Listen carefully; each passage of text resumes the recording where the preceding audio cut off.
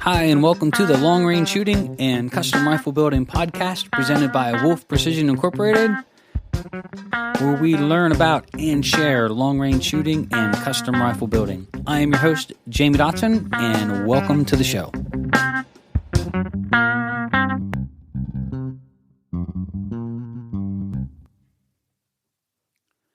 Hi, and welcome to Wolf Precision's Long Range Shooting and Custom Rifle Building podcast. I'm your host, Jamie Dotson, and welcome to the show. In this episode, we are going to start into our brand new series called Preparing for the Hunt, in which we're going to bring both hunters and guides on and talk with them about their experiences and things that you can do prepping up for a hunt. So whether you're a new hunter getting into the game or whether you're an experienced hunter that's been on the mountain or on these hunts many times, these guys have a huge amount of knowledge, and hopefully you'll be able to pick up something good, save you some wear and tear on a hunt, maybe give you better odds of having a successful hunt, and maybe just a different way to look at it. So without further ado, thank you for joining us, but here we go. So this podcast is proudly brought to you by Krieger Barrels. Krieger Barrels is the maker of fine cut rifled barrels. They have been doing it for over 40 years. So if you're looking for a replacement barrel for your custom rifle, or if you're looking to build a custom rifle from scratch and need components, Krieger's really proud to announce that they've offered their new Krieger Direct program. So you can go to their website. They have barrels in inventory ready to ship out. You just need to contact them or reach out online, order your barrel, and you can have your custom barrel in as little as 3 business days. Krieger Barrel is one of the best barrel makers in the country. They are also one of the oldest for the cut rifling that is offered to the public for competition grade accuracy. They are so good that is all we build on here, and that is all we offer, and that is by choice. We have been using Krieger Barrels for going on nearly 2 decades. And to say that their consistency and quality is just second to none is the least that we can say about the quality of their product. So if you're in the market for a barrel, contact Krieger Direct at KriegerDirect.com or give their friendly staff a call. They are awesome to talk to, very knowledgeable, and they will help get underway your new cut rifled barrel. So KriegerDirect.com or give their service a call today. We'd also like to thank Trigger Tech for being part of the podcast as well. They are proud sponsors here. We always say that if you're going to shoot better, put a better trigger in your rifle. And if you're going to do that, then we recommend that you use the best, and that is Trigger Tech. That is all we use here on our custom rifles, and they offer a complete line of triggers that are available for both bolt action rifles as well as many other types of rifles that we don't particularly deal in. So if you're in the market for a great trigger, we like them for several different reasons. Number one, they really handle the dirt and debris well. They are self-adjustable. You don't have to do multiple screws and pins to adjust the pull weight. It is simply one screw, and the fact that they are one of the safest triggers on the market with the roller pin design. So if you're in the market for a great trigger, why not buy the best? And we recommend Trigger Tech. So you can stop over and visit them at TriggerTech.com today and get your new trigger on order. So really excited to bring this podcast on. This is the first of many that we're going to bring in this series. And this particular part of the series is called Preparing for the Hunt. The next series is going to follow up probably about 6 to 8 weeks from now. It's going to be Preparing for the Match. In the Preparing for the Hunt part, like we said in the last podcast, we are going to bring on both hunters and guides and sort of be able to look at it from both perspectives. So talking to the hunters, some tips and tricks that they can give you, some things that they've learned that they can pass on to both new and experienced hunters out there. And then also, I think it's really important to look at it from the guide's perspective. These guys spend way more time on the mountain than most of us do. They're really working hard to try to make a successful hunt for the clients. And almost any advice that they give is with good intentions, trying to help the client be as successful as possible with the hunt. And, common theme across the board is that when you pull the trigger, that's not the climax of the hunt. The climax of the hunt is actually happening while you're preparing for the hunt, getting ready for the hunt, during the hunt, the days of spending on the mountain, enjoying, just some of the most beautiful country in the world, and pursuing an animal and learning the art of that. And we've asked Larry to come on for our first interview. Larry started big game hunting at 62, and has been hunting for several years. He's hunted across the country and around the world. And I thought he was a great inspiration to all of us. He is a really world-class guy. He is a great shooter, and he takes preparing for the hunt very seriously because, as he puts it, he has the utmost respect for the animal that he is pursuing. So without further ado, let me bring Larry on and introduce you to Larry, and we're going to be talking about preparing for the hunt.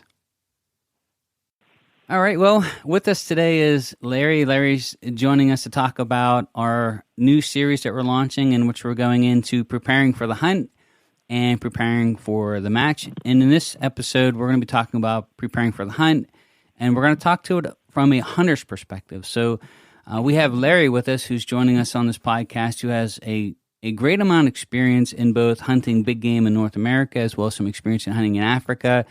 So I thought he was a great choice for our interview and bringing him on and trying to help guys getting prepared properly and hearing from people that actually have been there and done that. So, Larry, welcome to the podcast, and thanks for joining us. Well, thanks, Jamie. It's nice to be here. So, before we even get started in the interview, what got you hooked into big game hunting? How long have you been doing it? What was that one thing that all of a sudden got you in the lip and drug you into what might be years now of doing this type of hunting? What got you started? Well, it's an interesting story. I started hunting as a kid, shotgun, small game, got busy in life and things go on. And actually the first time I ever hunted with a rifle was in 2016 at the age of 62. What really inspired me was I had a friend that I shot trap with who had accomplished a goal that I thought was amazing. And he had the Grand Slam of sheep. And I went over to his house and he was talking to me about it. And I saw his sheep and I said, that is really cool. I think I would like to try that. And that's when I started, like I said, 4 years ago. Wow. And since then, and you started at the age of what? If you don't mind asking again? 62. 62. 62. That is awesome. And since then, How many hunts have you been on, and what have you gone after in your shooting career so far? Well, I've probably been on 10 hunts. The very first thing I ever shot with a rifle in my life was an 1,800-pound bison. And that got me hooked, and I was interested. But some of the best hunts, I did a mountain lion, which is a very interesting hunt. It's all about the chase and the time you spend. Next was a mountain goat, which was very physical, and it was just a challenge. And it was a different kind of hunt, a lot of spot and stalk. Africa, which is completely different than anything. There are a lot of species there to hunt. You can spend a lot of time hunting, and it's just a completely different atmosphere compared to North America. When you were getting started, so as a brand new hunter or someone going after big game for the first time, you were probably doing a lot of research and stuff. From someone that came from that perspective, what did you hear that was good information? What did you hear? Because a lot of people are going to go through what you went through. What's some advice that you can take them as they're starting to sort of prep up and get information about whether they really want to get into this, and then B, what it takes to properly prepare, let's just say, for some of the North American big games that you went after? The best reference for hunting is talk to hunters. They've most likely been doing it for a lot of years. They have the experience, but not necessarily do they always have the right ideas. I thought it was important for me to learn how to be a good shooter first and then go hunting. You can get guides, you can get help learning how to hunt, but if you don't have the fundamentals of the shooting game down, then the hunts are going to be unsuccessful, or they're going to be not rewarding. So I thought it was best for me to learn how to shoot. And by learning how to shoot, I meant learning the fundamentals of shooting and why you do certain things during that shooting process. And taking that approach to it, do you find that it paid off?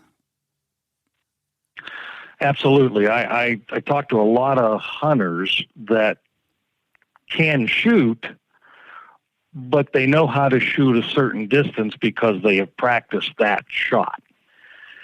If they get outside that comfort zone or that distance, they have really not a clue on what to do next. Or they don't understand the fundamentals of shooting, which allows them to adapt to conditions and circumstances that come up while hunting. When you were out there, did you find any practical application? I mean, do you have some stories that you could share to where the shot, seemingly in mind going out on an elk hunt, is going to be picture perfect, prone, every conditions are great, but is there any shooting scenarios that you can share that where the shots were challenging, you had to step back and rethink how you were going to approach the shot, or where you applied some of the things that you've learned that you were able to maybe harvest animal where maybe you would have taken a different approach of stalking closer or something like that? Well, I think the most important thing for any hunter is to be proficient at shooting, because they call it hunting, but really the game ends with the shot. And you can hunt an animal, you can get yourself in a situation or a position that is beneficial to you, but if you can't complete the shot, then you've really failed at the hunt, or you've wasted your time. But it can go both ways there.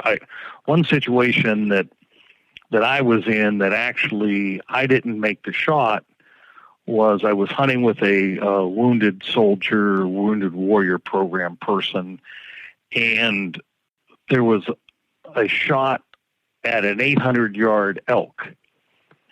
His rifle was set up with a BDC type scope ranged at maximum of 700 yards. I handed him my rifle, which had the dope card on the side, which was laid out and proven out to 800 yards. He was able to make that shot, and it wasn't my animal, but I was very happy that he was able to do that with my rifle because of the preparation that I had done. Oh, that is awesome. So you helped somebody else out really achieve their goal and their hunt just by you being prepared there. Preparing for a hunt is the most important part of the hunt other than the shot itself. So I can't express upon anyone how important the preparation is, not only your clothing, planning, getting there, practicing with your rifle before you go, and not the day before you go, but weeks before you go. And then do it again on maybe a week later at different yardages, different temperatures, and don't forget the cold shot. Jamie, you can explain about the cold shot, cold bore shot. That's something that a guy, you'll take a rifle to the range and you'll shoot a really nice 5-shot group, and one of those isn't quite in the group where you thought it was going to be, but you're not sure if that was the first one or the fourth one or whatever. And that one can be the one that you only get one shot sometimes. When you were prepping up, I'd like to break it down into two different areas. What about the importance of health and safety? I mean, a lot of people go on these hunts not really picturing what they're going to get into, as far as there's a lot of climbing, sometimes a lot of walking, and I think conversations with guides are really important. But can you walk us through the process of what you did, what you thought was important, physically getting ready for the hunt? Did you field these questions with the guide, and is that important before you go on the hunt? Because, I mean, you're 62 and you're healthy, but I know guys that are in their 30s that sit behind a desk for 12 hours a day. So how did you approach that, and what do you think is important for people really to take that into consideration in getting ready? Well, again, for preparation, it's very important to discuss with your guide your abilities, his expectations, and what you need to do to achieve your goal. And if he's a good guide, he'll be honest with you. So you need to do that up front so you understand what equipment to take. If you're going to buy a new pair of boots because you're going to be in a cold climate or you're going to be on the mountain, buy those early, way early, and use them, wear them, get comfortable in them. Don't take them out there brand new. You wouldn't take a brand new rifle hunting and expect to be proficient with it. The same thing with your clothing and your fitness. You can't expect to be at your peak performance during the hunt if you prepare at the last minute. So the earlier you can talk to your guide and understand the hunt itself and talk to other hunters that have made that hunt, and they'll help you out with what was necessary to complete it, the better off you're going to be. And did you focus on any physical preparation before you went? I mean, was that a subject that the guide brought up with you as a new shooter? And did you do any prep work for that? I mean, were you anticipating that you're really going to get into it? Well, it's important, and unfortunately, I'm a flatlander. I live at 800 and some feet above sea level. So when you're doing any mountain hunting or Colorado or something like that, the altitude is going to become an issue. You need to be prepared for that. So you're going to lose some of your ability just because of the altitude. Mm-hmm. So you need to know that. And again, that's a discussion you can have with your guide about, hey, just remember, I live at this altitude, and what altitude are we going to be hunting? And he can help you with tips on how to prepare or how to stay healthy during the hunt. Was there any hunts that caught you off guard that were just way more physical than what you thought they were going to be, even though you were trying to prepare for it? The first day of my mountain goat hunt, the guide, a 24-year-old female, she walked me all over the mountain. The second day, she said, okay, we're going to go back up that mountain again. And I said, now, wait a minute. Maybe we ought to do something else today because I don't think I can do that again today. So you need to be honest with your guide and say, listen, if you take 100% of me today, tomorrow I'm going to have a little bit of a problem giving you a good day. So you need to be honest and not kid yourself or kid the guide on exactly what you can do. We took a day off, and I recouped, and we went back at it the day after that. So it can catch you unaware. You don't really know what you don't know until you find out you don't know it. And that could be the same thing with your physical condition. If you're going to be carrying a pack, put that pack on your back and walk around with it as much as you can while you're home. Yeah. Put some weight in it, put a little more weight in it, and continue to carry that until you leave. And then you'll really still find out you still weren't totally prepared, but at least you're better than if you had done nothing. Yeah. Did you have a training routine that you were trying to go through prepping up for these hunts?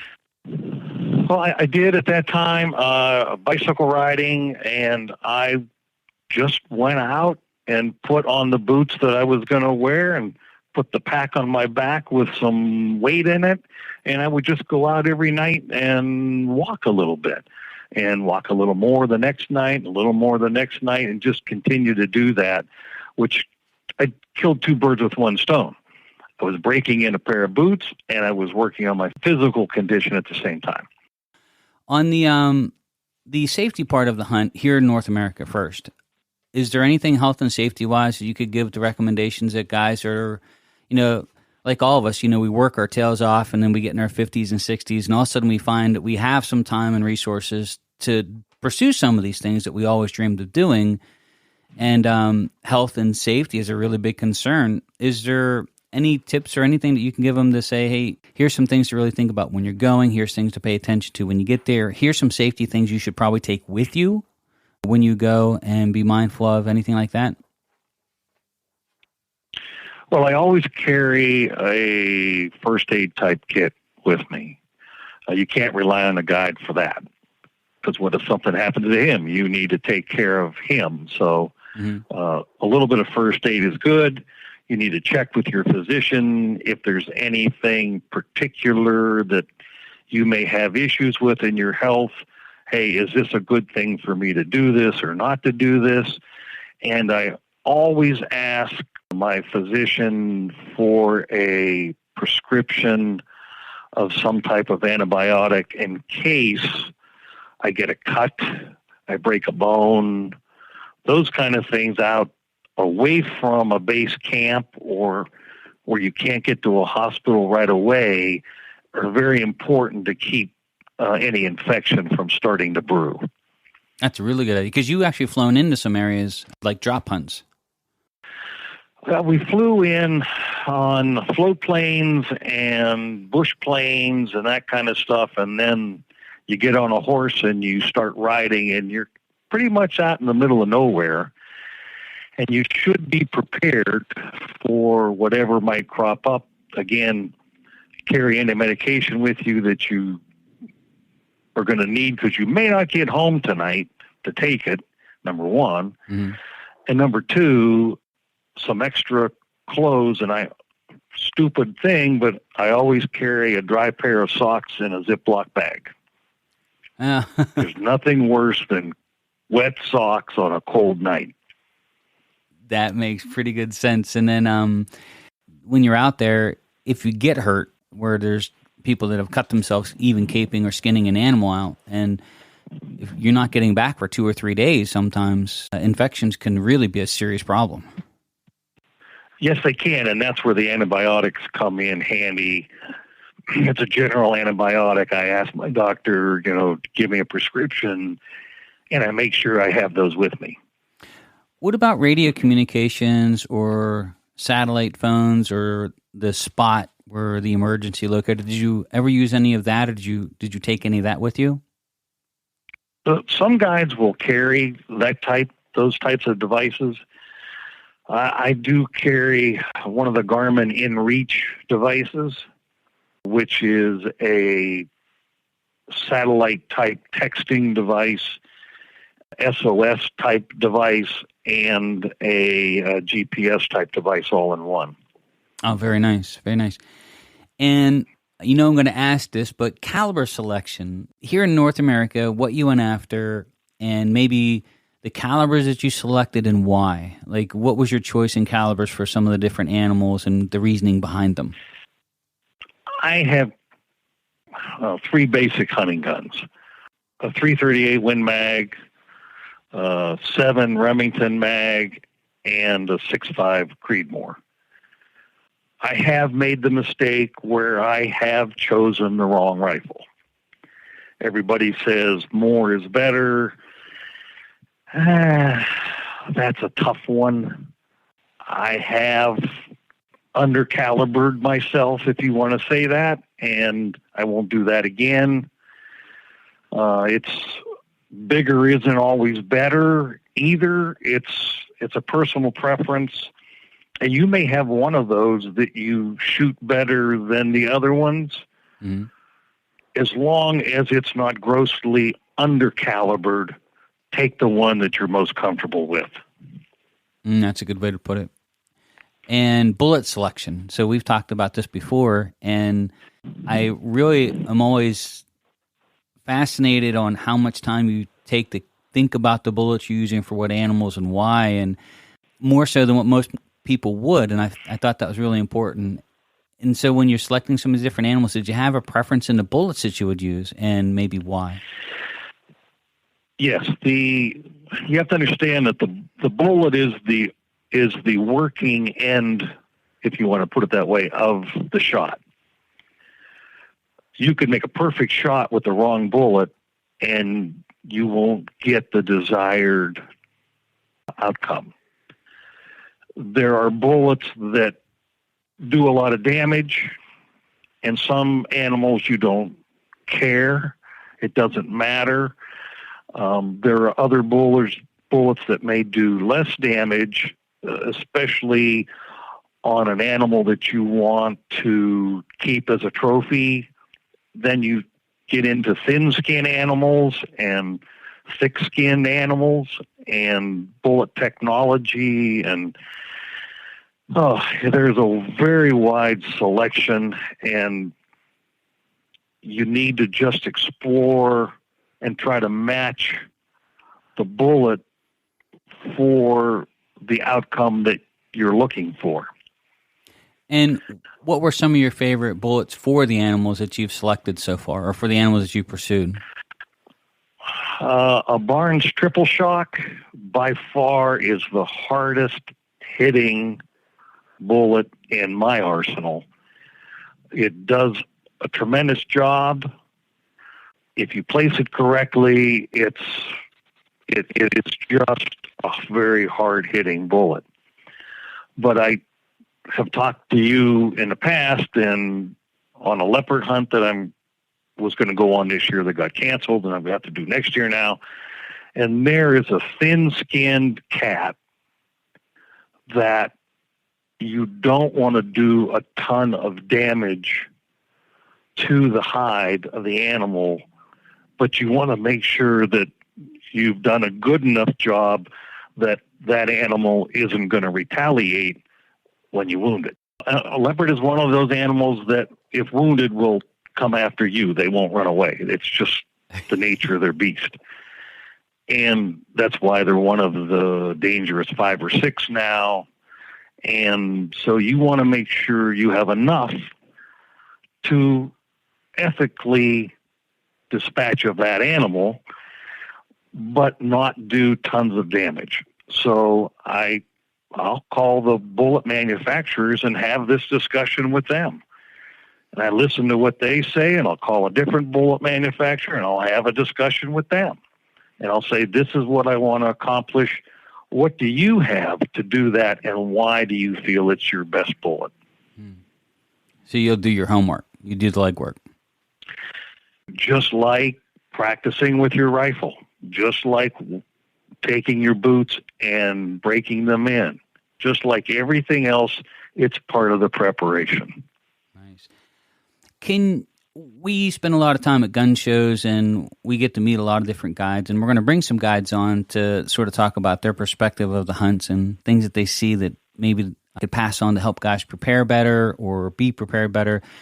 But the important topic is selecting the right guide, because you walk around and there are lots of different personalities that are guides. They all want to sell you a hunt. Some are very ethical and, honor and integrity and all that. Others, I've heard lots of different stories that go really, really bad. So what is your vetting process? And have you ever ran into that? Or how do you try to vet out which guide that you're going to try to use? And is that a legitimate concern? I mean, I'm not a really serious big game hunter. I've only been on a couple big game hunts in my life. Hopefully more soon, but I don't have enough experience to answer that question. Jamie, what I found is personal recommendations, number one, are probably the best. If you have a friend that you trust and he went on a hunt with XX outfitter and his experience was good, and have him explain to you his experience, because that may not be what you're looking for, but their criteria was good. That's a good place to start. Mm-hmm. I used a booking agent once, and it was a terrible decision because I didn't select the outfitter myself. The booking agent didn't let me talk to the outfitter early enough, and it was an unsuccessful hunt that I just wasted my time and money. Mm. If you have an outfitter that you have used before and he can provide you hunts for several different species of animals and you want those hunts, go back to that guy. Mm. He knows you, you know him, he understands your shortcomings, he understands your strengths, and he'll make the hunt again more pleasant, and hopefully successful. And this is a question that we got asked to ask some of the guys that have been on hunts. For their first big game hunt to have a great experience, do you recommend that they try to find a guide, a drop camp, or you'll see a lot of guys try to go and do a self-guided hunt on public lands? So for the first guy getting started and, he wants to have a great experience, what would be your recommendations on that? I would think that a self-guided hunt on public land would not be for a beginning hunter, because hunting is an art, and years of experience can make your hunt successful. Starting at 62, I didn't have years to build my experience. So my idea is to find the most successful outfitter guide that I can find, so he can teach me and accelerate my learning process. Ask him a lot of questions, explain to him, hey, listen, I'm a newbie at this. Help me. Don't be afraid to say, Larry, no, you don't want to do that. Maybe you want to do this. You're not going to hurt my feelings. Be honest with the guy, and he'll be honest with you. And we're going to invite you back on because I think Africa probably deserves another conversation for another podcast, and we can talk about that. I know a lot of guys really, that's their dream hunt. So if you don't mind, I'm going to make this a 2-part series. Eventually, I'm going to bring you back on, and we're going to do Africa on another podcast. Okay, that's fine. On the side of guys coming on the hunting in North America or, Alaska, is there any hunts that you think will be a great place to start animal-wise, rather than trying to go after the trophy? I don't know what's a rare hunt that guys could really get caught up into, but maybe their first experience is not an ultra hard hunt, but a higher chance of success and a lot more enjoyable. Everybody has animals that they feel are their top hunting animals. Some people just love hunting deer, and there's a lot of species of deer. Some people like hunting cats, and there are a few species in the cat family. Some people like elk. You have to determine what species is for you, and then try to figure out where to start on that line. Mm-hmm. So it's a personal preference thing. I have really fallen for cats. I enjoy hunting cats. I think they're a fantastic animal, and I have the utmost respect for them. And that's probably one of the first things you have to understand: the respect for the animal and the respect for the hunt. It's an ethical thing, and you want it to be that way and stay that way. You have to understand that animal was doing his thing a second before you pulled that trigger, and you need to respect that. Mm-hmm. That's a great way to put it, too. Absolutely. So you think pick out your species that you're really passionate about first, and then start narrowing it down and trying to find something that might be a good entry into that line of animals. I think that's a good way to do it. I think also take into consideration your age and your ability. If there's an animal you want that's a difficult hunt, and you're approaching the age where it could be more difficult, maybe concentrate on that first, because it doesn't get any easier year after year. Is there anything that you took on the hunt that you regretted, that you didn't need, or anything that you went on the hunt and said, gosh, I wish I would have brought this?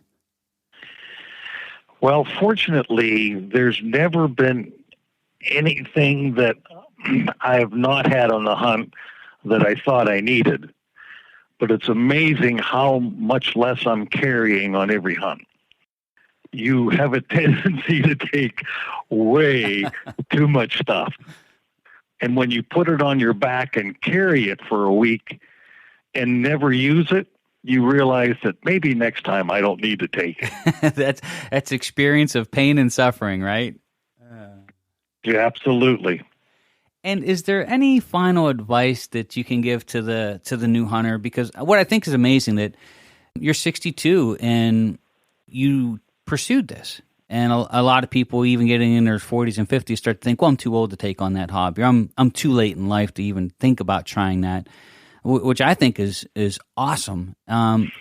What advice could you give to somebody just starting out? What were some things that were important to you to help somebody get started? Is there any, I guess, final advice or something that you would like to throw out there for guys to think about or to try to help? Well, Jamie, I just turned 66 the other day, so you can see him in 4 years. I think the most important part of hunting is the pre-preparation. That can make a hunt successful or comfortable versus not preparing and have a hunt that is uncomfortable and unsuccessful. Talk to people who have done it for years, find out their experiences. That will help you to learn quicker and select a good, reputable guide that has been maybe doing it for years and ask him for references. Ask him what's his success rate. It's a business for them. Don't be afraid to ask those questions. And if they're offended when you ask them, then that's probably not the right guy to pick. Mm-hmm. And the next thing is you have to be comfortable with your rifle. It doesn't have to be the newest one. It doesn't have to be the prettiest one. But if you're comfortable with it, that's the one to take hunting. Is there anything else that you wanted to add as far as any advice that you wanted to give or something for just like a final thought for guys getting started into this? Preparation, and respect for the animal. You have to respect that animal.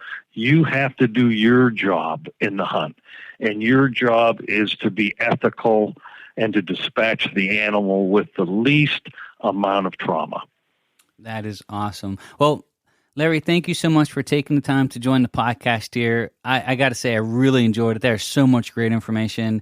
And then we're going to bring you back on. And if you don't mind, we'll do another one on Africa here in a couple weeks. But thanks for taking your time for joining us here today. Sure, not a problem. Appreciate it, Jamie. All right, before we continue on, I do want to give a quick thanks to MDT Chassis. MDT is a proud sponsor of the podcast here and really do produce a fantastic product for those that like to shoot chassis. They have a complete line from the ACC competition chassis right down to what would be considered a chassis that has more ergonomics familiar to those that shoot traditional style stocks. And of course, they've got a really nice range of price points too. So you can really get into a nice aftermarket chassis that has some really important things like an adjustable length of pull and adjustable cheek piece that really is required to shoot well. And you're going to shoot it accurately. The one thing it has to do is you have to have it fit you properly.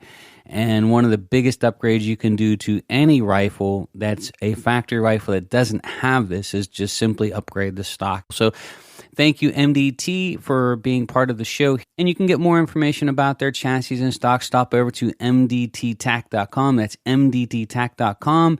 And take a look at the wide selection of chassis that they have available now. So mdttac.com. All right, so that was a great interview with Larry. I do want to take a special minute to say thank you for taking the time out of his busy life and coming on and sharing some of his experience as a big game hunter. He has gone on multiple hunts a year. He has really gotten hooked into this type of hunting, which is an adventure in itself, both preparing for the hunt and going on the hunts. And it's beautiful country, different parts of the world that you can travel to. So it's a community as well. And so you get the chance to meet different people from all walks of life, from all nationalities, all different types of countries that all share the same passion. A couple of things that I thought was really interesting on the interview itself was he did say a lot about preparation and how important that was. He also talked a lot about doing his research and bullet selection. And I think those are both really, really important. You know, you'll hear people say, well, it's all about shot placement, especially when you get on forums asking about, well, what caliber should I shoot an elk with? And it always goes to caliber, and then it always goes to shot placement. But it's not as often as you see, well, in order of priority, the bullet selection should be first, and then it should be caliber selection. But regardless of the combination of the two, then it's putting it where it's supposed to be and learning how to train it. So making sure you're not overgunned, making sure you're not undergunned, but then focus on bullet selection and then practice, train like crazy with that rifle, become proficient with it. What is the gun that really fits you well and that you shoot well? I think all of that was just great points. So Larry, thank you so much for taking the time to come on the podcast. I really appreciate it. And I think the information you gave was just awesome the whole way across the board. I am bringing Larry back on for another interview here in a couple weeks. Part of this series is going to be on Africa, and we have a couple customers that have spent a fair amount of time there. So I'd like to bring Larry back on because that is a totally different type of hunt, and do a nice interview with him with that as well. So I'm looking forward to that. On our next podcast, we are going to bring on special guest. His name is Brock. He was a guide out west. He is very experienced and just a great guy the whole way around. We've known each other for quite a long time. He is a great shooter, but we are going to bring him on next week, and we're going to talk about preparing for the hunt from the guide's perspective. And so we're excited to bring Brock on and get the other side of the coin and try to help guys preparing for their hunts. So we're really looking forward to the interview and the great information that we're going to be able to pass along from Brock and having him come on the show here. As always, if you have any questions, feel free to reach out to us. My email is contact@wolfprecision.net. Feel free to give us a ring here. I always try to take time to talk on the phone. If you have any questions that we could read on the podcast that you would like answered, if we do read it on the podcast and address it, we will send you a free t-shirt and hat as our way of saying thank you for sending out a question and for us using it on the air. Also, don't be afraid to stop over and see some big changes going on at Wolf Precision. So thank you so much for taking the time to join us here at the show. My name is Jamie Dotson. I'm your host, and you are listening to the Long Range Shooting and Custom Rifle Building Podcast.